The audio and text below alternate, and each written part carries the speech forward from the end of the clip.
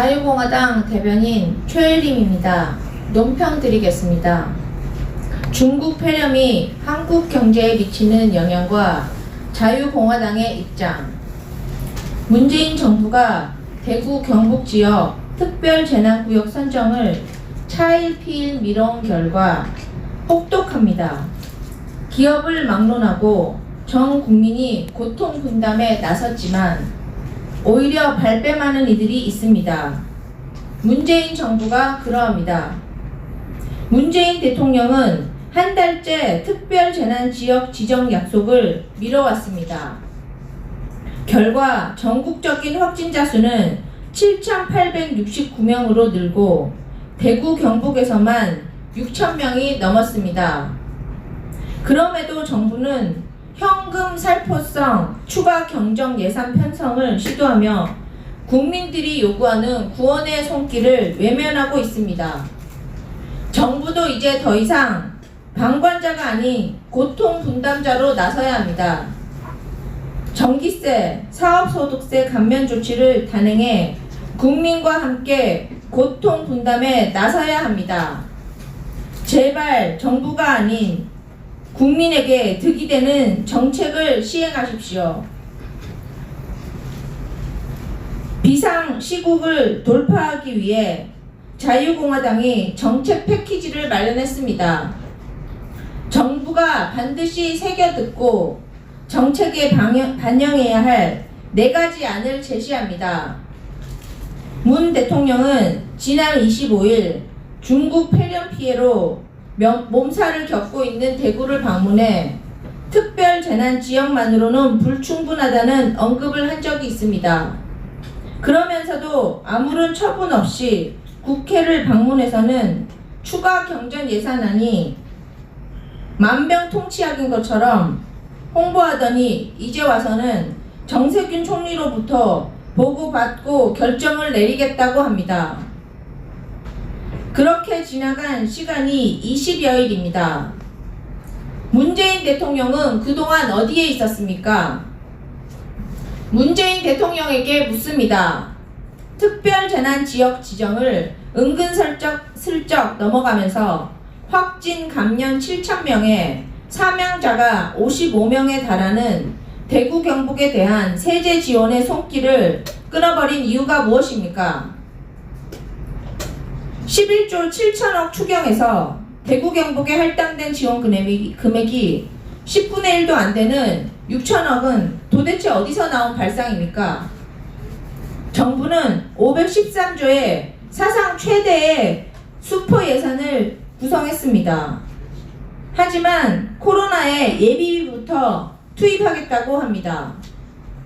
금융 부분에서 추가되는 9조 원 상당의 지원도 이자 수익으로 먹고 사는 은행에게는 고열을 짜내는 대책에 불과합니다. 국민에게는 고통을 분담시키고 정부는 뒷짐을 지고 있는 상황입니다. 자유공화당이 내놓은 4가지 특별 대책은 국민의 생명과 재산에 직결된 것이므로 당장 조치해야 할 내용들입니다. 자유공화당은 정부가 이번 대책 발표에 어떤 태도를 보이느냐에 따라 강도 높은 대응을 할 수 있을 것을 경고합니다. 첫째, 문재인 대통령은 대구 경북 지역 특별재난지역 지정이 20여일이나 늦은 것에 대한 이유를 밝히십시오. 아울러 공정이 멈춘 핵심 생산 거점을 산업위기 대응 특별지역으로 지정하길 바랍니다. 지난 3년 6차례나 특별재난지역을 선포한 문재인 정부가 대구 경북 지역의 특별재난지역 지정을 뜸들이는 것은 직무유기, 정치농단으로 밖에 볼 수 없습니다. 이번 사태로 인한 각종 피해 복구비를 국비로 지원해 지방자치단체의 재정 부담을 줄여줄 것을 요구합니다. 둘째, 금융지원 부분에서 서민금융 지원 부분을 획기적으로 늘리십시오. 현재 대한민국은 유례없는 실물 경제 위기를 맞아 매우 어려운 상황입니다. 가계부채가 2018년 315조 원에서 2019년 340조 원으로 급증하였고 저소득 자영업자 연체율이 2.2%로 치솟았습니다. 영세 자영업자들은 월세 인건비를 대출로 갚아야 할 현실입니다. 언제 문을 닫을지 모르는 이들에 대한 대출금 상환 유예를 촉구합니다. 셋째, 전기료, 수도세 등 제세, 공과금 면제를 요구합니다. 문재인 정부의 탈원전 정책 덕분에 전기료 폭탄을 맞은 자영업자가 허다합니다. 특별재난 지역에서만큼은 전기료를 면제할 필요가 있습니다. 100만원 중 50%면 산술적으로 50만원에 달하는 금액입니다. 국민의 주머니에서 돈을 빼내 다른 국민에게 50만원을 지급하는 것보다 더 현실적이고 체감할 수 있는 방안입니다. 넷째, 사업 소득세 감면을 통한 국민 경제 리쇼링입니다. 자영업에 직접적인 부담이 되는 사업 소득세 감면을 요구합니다. 외환 위기 당시에는 시장이 붕괴했기 때문에 시장이 어떻게든 작동하도록 하기 위해 대충 덮고 빨리 가자는데 매달린 결과 그 후유증은 고스란히 근로자와 시민이 짊어졌습니다. 일자리 창출을 위한 법인세 인하도 중요하지만 이번 사태는 장기적인 실물 위기인 만큼 중국 폐렴으로 피해를 입은 이들의 일자리를 빨리 되찾을 수 있도록 해야 할 것입니다. 자유공화당은 문재인 정부와 특별재난지역 지정 뜸들이기를 제2의 중국인 입국 거부 사태로 보고 있습니다. 아울러 직접적인 피해 구제에 쓰이지 않는 현금 살포시 정책을 선거를 앞둔 포퓰리즘으로 규정하고 있습니다. 한마디로 요약하면 경제, 금융 부문에서의 서민 취약계층 지원하고 위기에 따른 비용을 국민에게 전가하지 말고 그 고통을 정부도 분담하라는 얘기입니다. 2020년 3월 13일 자유공화당 대변인 최혜림 이상입니다.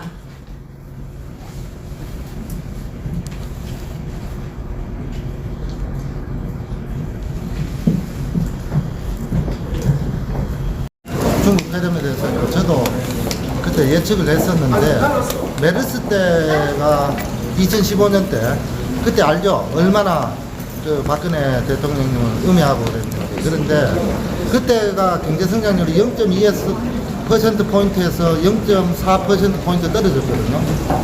그때보다 굉장히 심각한 거죠. 굉장히 심각하고 그래서 우리 당에서는 지금 3배에서 6배 정도 보고 있습니다. 그래서 원래 성장률을 낙관적으로 봤을 때 그거는 지나갔다고 생각하는데 1.4% 정도로 보고 있고요. 비관적으로 봤을 때는 마이너스 0.4도 보고 있는데 지금 조금 더 추이를 봐야 되겠습니다. 다음 주가 아마 제 생각으로는 약간 피크를 지나지 않느냐 그런 생각이 드는데 그 바이러스가 중국 폐렴이 그런데 저희들은 대략 그 큰 폭으로는 10,000에서 2만 명 사이, 작은 폭으로는 12,000에서 15,000 확진자로 예상을 하고 있습니다. 그래서 이거는 뭐 저희들 제가 경쟁을 했는데 마음대로 했는 게 아니고 바이러스 관련 우리 또 도여정 그 보건학 박사도 그거는 굉장히 높게 보더라고요. 2만 정도 보고 있고요. 그래서 그런 걸 참고해서 저희들이 정한 숫자고 그래서 그 중간값을 보면 0.5% 성장입니다. 대략 그 박근혜 대통령님 때 평균이 한 3.0 정도 됐거든요. 그러니까 여러분들이 그 아셔야 돼요. 그러니까 2.5%포인트가 떨어졌습니다. 이러면 일자리가 어마어마한, 그거라고 가장 큰 문제는 이 정부가 정책 기조를 안 바꾼다는 거예요. 지금 슈퍼 예산 아까 했지만 513조에 요번에 31조 더하면 얼마입니까? 544조 정도 되죠. 벌써 국가 부채가 40%가 원래 GDP분의 국가 부채가 40%가 넘으면 굉장히 위험한 상황입니다. 그걸 넘어섰어요.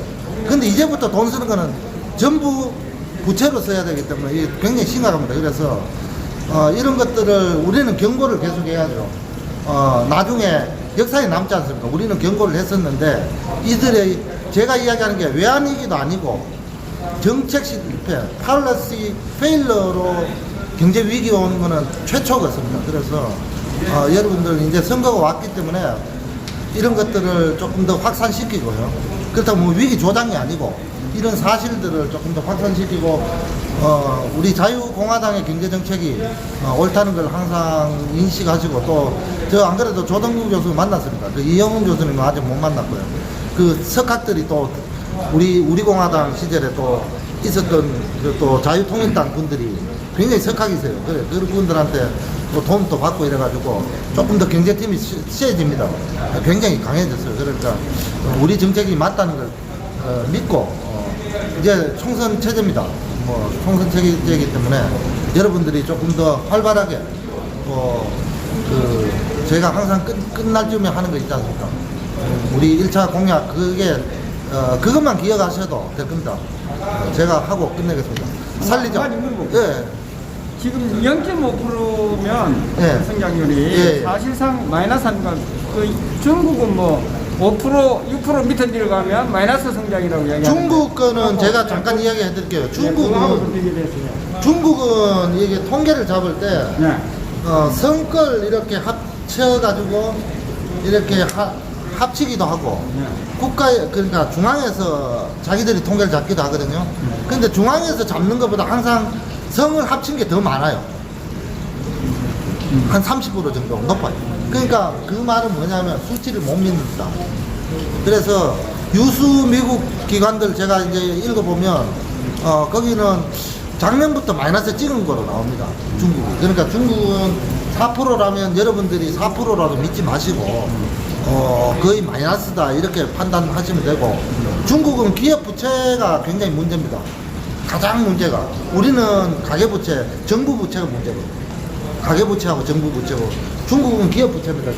기업 부채인데 기업을 어떻게 하냐면 걔들은 도산을 시켜야 되는데 파산을 안 시키고 이거 안 씁니다. 어떤 식으로 국가가 공기업화를 시켜요. 공기업이 인수하는 형태가 되어서 살려둡니다. 그게 계속 몸굴리게 들어가면서 그 기업의 부채는 높아지고 아마 그게 버블이라는 건데 이제 어떻게 될지는 조금 더 상황을 지켜보고 또 연말에 우리 총선은 가장 중요하고 그 다음으로 중요한 게 원래 연말에 있는 미국 대선에서 또 결과들이 또 중요하기 때문에 그런 상황들을 봐야 이제 중국 상황들을 예측을 조금 더 할 수가 있을 것 같습니다. 다른 분 또 뭐 지금 수고하셨습니다. 없으면 제가 구호하면서 마치겠습니다. 살리자 서민경제 늘리자 중산층. 네 감사합니다.